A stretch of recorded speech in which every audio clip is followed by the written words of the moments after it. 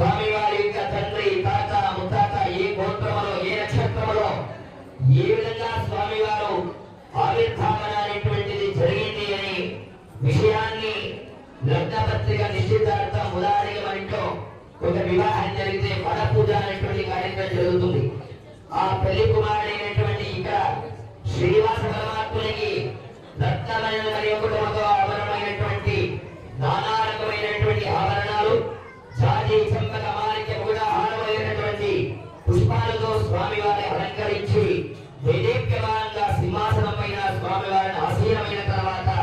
నిశ్చితార్థంలో ఇప్పుడు స్వామివారి గోత్రవర్ణం అమ్మవారి యొక్క గోత్రవర్ణం వరాన్వేషణ అనేటువంటి కైంకర్యం ప్రారంభమవుతుంది. అస్య శ్రీ భగవత దేవదేవోత్తరస్య దేవతా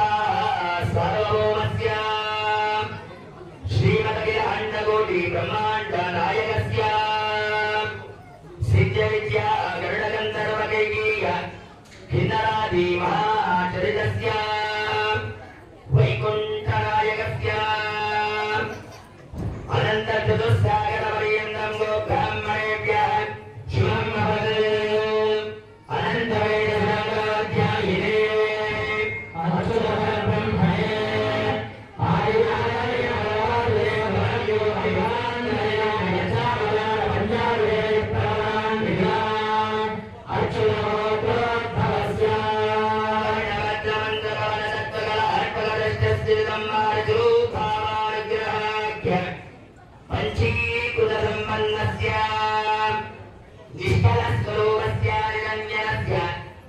ఆదినారాయణ పరమాసుదేవ ధర్మనో భక్త్రే అనంతవేద సాంగాధ్యాయే అచ్యుత బ్రహ్మణే ఆదినారాయణ పరమాసుదేవ పరమయో అభిమానయ యచ్చావతార పంచారుణేయ ప్రవాన్ విదా అచ్యుత గోత్రోద్భవస్య ఈశ్వర్యస్య